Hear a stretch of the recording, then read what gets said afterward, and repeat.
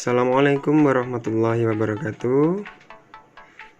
Bagaimana kabarnya anak-anak? Saya harap semuanya sehat ya. Karena dalam pertemuan kali ini kita juga dipertemukan dalam pertemuan daring karena ada COVID-19. Tetap jaga kesehatan dalam protokol kesehatan. Perkenalkan, nama saya Pak Nasrul yang pada tahun ini mengajar sampean semuanya dalam materi olahraga. Langsung saja, dalam pertemuan kali ini, dalam daring hari ini, materi yang akan saya sampaikan ke sampean semua adalah permainan bola. Nah, dalam permainan bola ini dibagi menjadi dua. Permainan bola ada permainan bola besar dan permainan bola kecil. Nah, yang sudah saya tulis di sini. Permainan bola besar ini yang dimaksud adalah permainan bola besar yang dimainkan dengan menggunakan bola besar. Sedangkan permainan bola kecil, permainan bola yang menggunakan bola kecil. Permainan bola besar ini macamnya ada beberapa hal. Yang pertama adalah ada sepak bola, ada voli, ada sepak takraw, ada basket dan futsal, bowling, sepak bola rugby, bola tangan, polo air dan voli pantai. Begitu banyak macamnya bola besar ya. Kemudian juga banyak sekali macam bola kecil di sini. Ada bulu tangkis, ada tenis lapangan, ada tenis meja, kasti, baseball, softball, golf, dan banyak lagi yang lainnya. Nah, untuk pertemuan kali ini, kalian semua akan saya jelaskan tentang permainan bola besar yang mencakup sepak bola. Nah, nanti akan saya jelaskan bagaimana sejarah singkatnya sepak bola, terciptanya sepak bola di dunia ini, hingga sampai ke Indonesia. Sejarah singkatnya, sepak bola awal mulanya diciptakan di Tiongkok. Nah, pada dinasti Han pada abad kedua, yang pada waktu itu di Tiongkok belum dinamakan sepak bola, tapi dinamakan Sucu, yang artinya adalah Su ini adalah menerjang bola, Cu ini sendiri adalah bola. Jadi Sucu itu yang dimaksud adalah menerjang bola hingga memasukkan ke jaring, pada waktu itu ke jaring kecil. Bolanya sendiri pada waktu itu terbuat dari kulit. Nah, bolanya pada waktu itu terbuat dari kulit yang tujuannya dimasukkan ke dalam jaring yang kecil. Setelah di Tiongkok, ternyata sepak bola ini berkembang juga di beberapa negara, yaitu di Jepang, di Roma, dan di Yunani. Hingga berkembangnya zaman, sampailah ke negara Inggris, yang waktu itu Inggris ingin menciptakan perkumpulan sepak bola atau asosiasi pada waktu itu pada tahun 1863, yang diciptakan yang disebut dengan FA. Pada waktu itu FA yang dimaksud adalah Football Association. Kemudian Inggris sendiri bertambahnya tahun akhirnya menciptakan pembentukan asosiasi sepak bola dunia pada waktu 1886 tahun 1886, dan terciptalah organisasi sepak bola pada waktu itu 1904 atau pada tahun 1904 yang dinamakan dengan FIFA, yang berdiri di Paris, Prancis. FIFA sendiri yang dimaksud adalah Federation International de Football Association. Sampai saat ini FIFA tetap berperan aktif dalam perkembangan sepak bola dunia. Selain terlibat dalam penetapan aturan, FIFA juga menggelar sejumlah pertandingan termasuk ajang Piala Dunia yang digelar biasanya 4 tahun sekali. Kemudian masuklah di Indonesia pada tahun 1930 yang dibawakan oleh Suratin Sosro Sugondo. Pada waktu itu terbentuklah Persatuan Sepak Bola Indonesia yang disebut PSSI hingga saat ini. Persatuan Sepak Bola Seluruh Indonesia, waktu itu di Jogja. Kemudian setelah berkembangnya di Indonesia, PSSI mengembangkan pertandingan sepak bola di Indonesia meliputi Liga Super Indonesia, Divisi Utama hingga Divisi 1 dan Divisi 2 pemain non-amatir sampai Divisi 3 pemain amatir. Kemudian terbentuknya lagi pertandingan sepak bola wanita hingga kelompok usia 15, usia 17, usia 19, usia 21 sampai usia 23 hingga saat ini. Cukup sekian sejarah singkatnya sepak bola hingga sampai ke Indonesia. Nanti kalau saya jelaskan lebih banyak lagi akan terlalu lama. Langsung saja kita masuk ke teknik dasar sepak bola. Teknik dasar sepak bola sendiri ada yang pertama adalah menendang bola. Teknik menendang bola. Teknik menendang bola ini teknik paling dasar yang harus bisa dilakukan oleh semua pemain. Ada 3 macam tendangan yang bisa dipelajari dalam menendang bola ini. Yang pertama adalah menendang bola dengan menggunakan kaki bagian dalam. Biasanya kaki bagian dalam ini digunakan untuk passing atau mengoper bola kepada teman. Kemudian ada menendang bola dengan kaki bagian luar dan menggunakan kaki punggung kaki. Ya, biasanya menggunakan punggung kaki atau kaki bagian luar yang sering digunakan untuk shooting. Jadi menendang bola ini meliputi shooting bola atau menendang bola dengan keras dan passing atau mengoper bola kepada teman. Kemudian yang kedua ada teknik dasar mengontrol bola. Jadi mengontrol bola ini adalah teknik menghentikan bola dengan menggunakan beberapa bagian kaki atau bagian tubuh. Bisa dengan menggunakan bagian dalam kaki juga, bisa menggunakan kaki bagian luar ataupun punggung kaki, bahkan bisa sampai menggunakan telapak kaki, paha kaki, menggunakan dada ataupun menggunakan kepala. Yang jelas tidak sampai menyentuh tangan. Kalau sampai menyentuh tangan, pastinya kalian semua tahu bahwasanya permainan sepak bola akan terjadi pelanggaran jika menyentuh tangan atau handsball. Kemudian yang ketiga ada menggiring bola atau mendribble. Nah, menggiring bola ini sendiri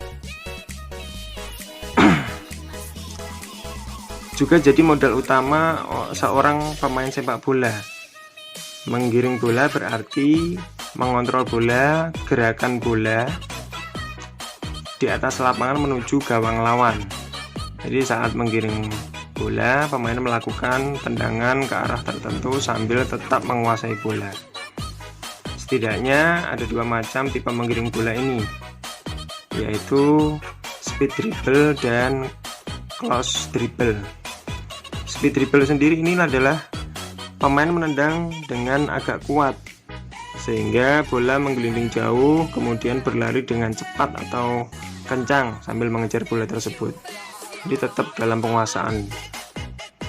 Kemudian close dribbling adalah penggiringan bola yang dilakukan oleh pemain terdesak atau pas waktu dikerumuni oleh tim lawan. Jadi penggiringan bola ini dilakukan dalam jarak pendek sehingga pihak lawan kesulitan merebut bola.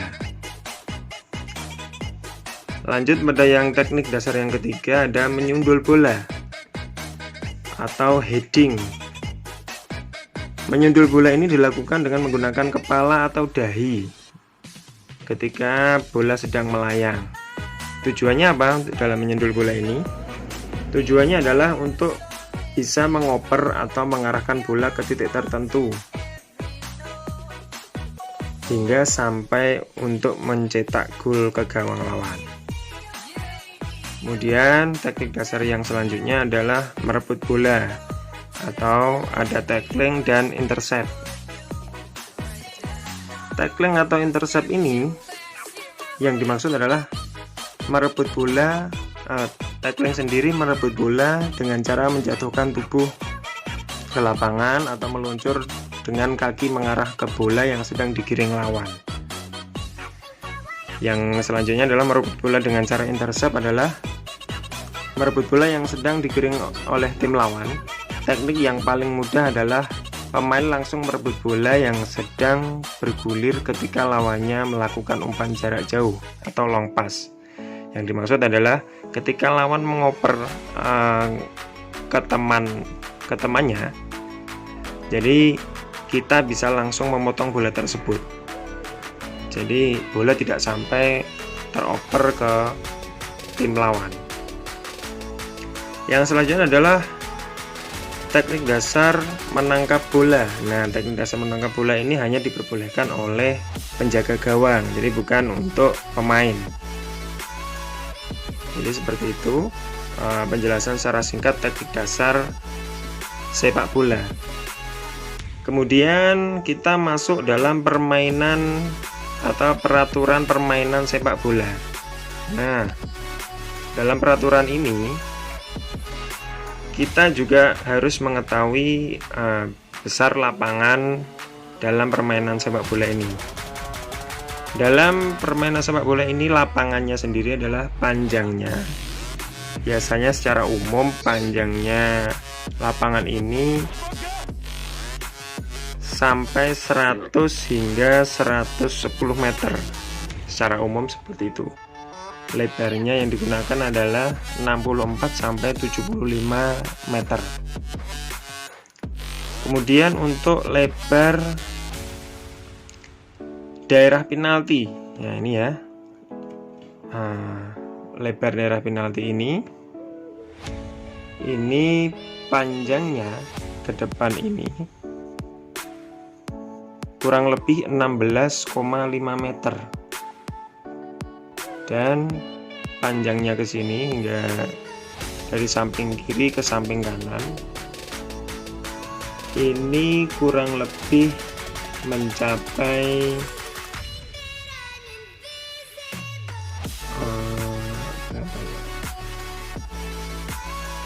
40 meter, kurang lebih 40 meter ya. Panjangnya ini kurang lebih 40 meter, sedangkan lebarnya ini kurang lebih 16,5 meter. Kemudian ini daerah kiper ya. Daerah kiper biasanya daerah tempat untuk menendang bola mati. Ini panjangnya kurang lebih 18,35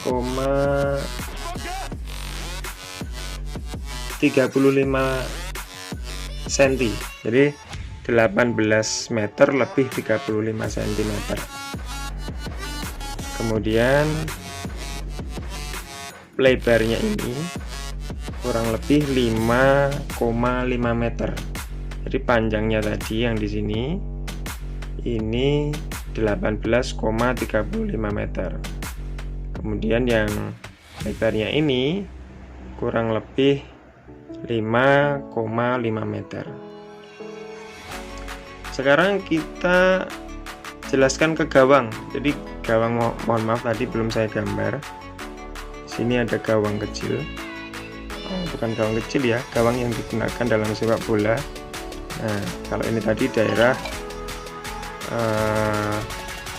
waktu bola mati kiper menendang, sedangkan ini kita gawangnya sendiri. Gawangnya adalah tingginya kurang lebih 2,44 meter atau 2 meter lebih 44 cm.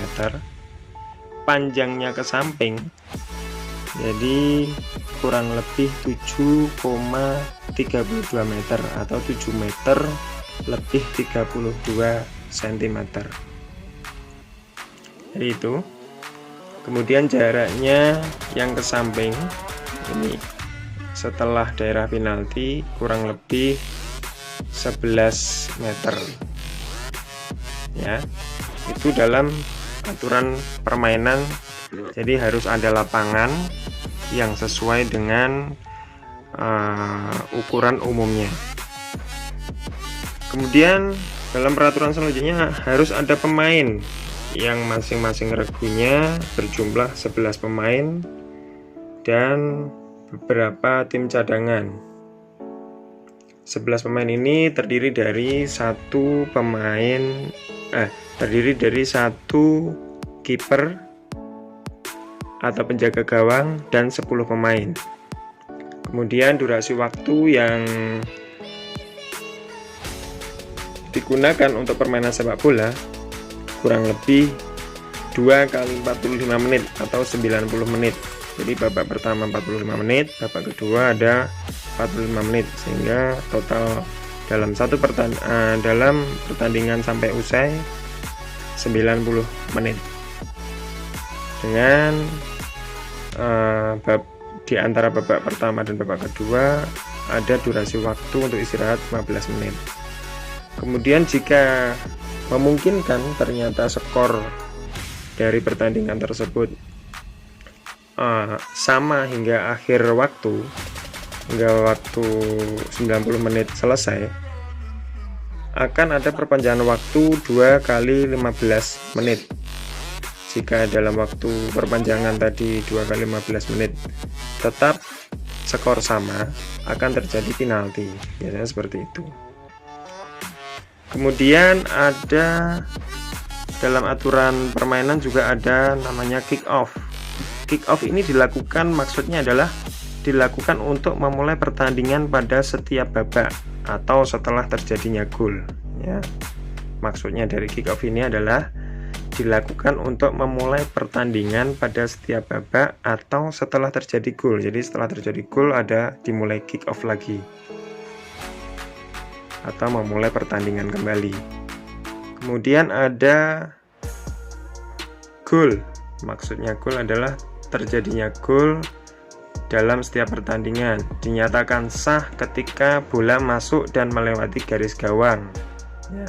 Keputusan sah atau tidaknya sebuah gol ada di tangan wasit.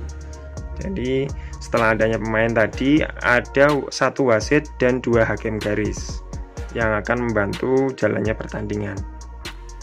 Kemudian ada offside. Offside ini terjadi ketika pemain menerima umpan bola sedangkan posisinya lebih dekat ke gawang lawan ketimbang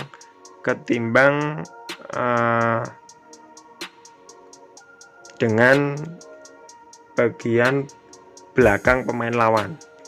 Jadi dia sudah melebihi batas dari aturan hakim garis.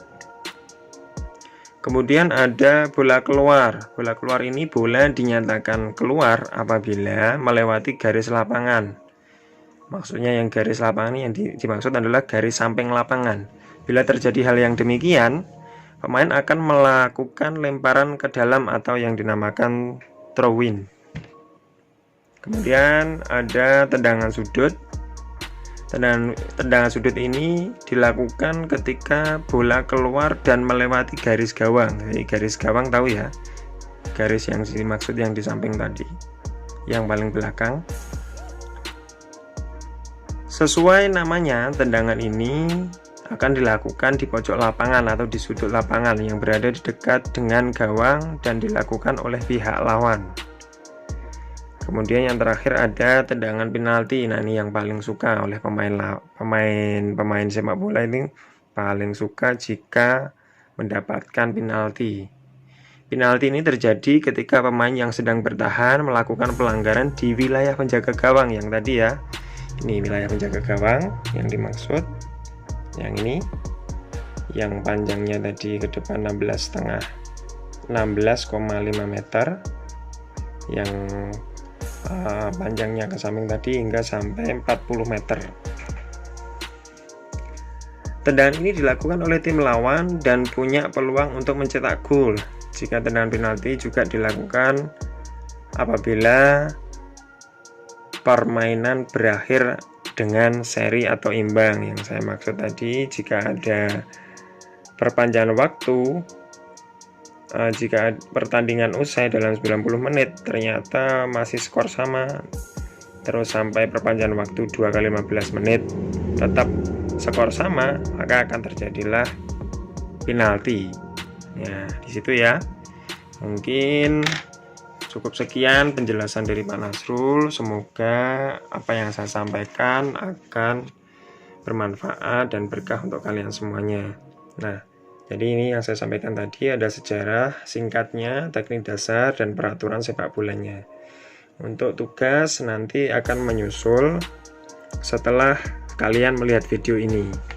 Jadi jangan sampai lupa, nanti setelah melihat video ini kalian kerjakan tugas dan segera mengumpulkan. Jangan sampai tidak mengumpulkan ya, karena nanti ada penilaian yang harus saya nilai untuk penilaian selanjutnya.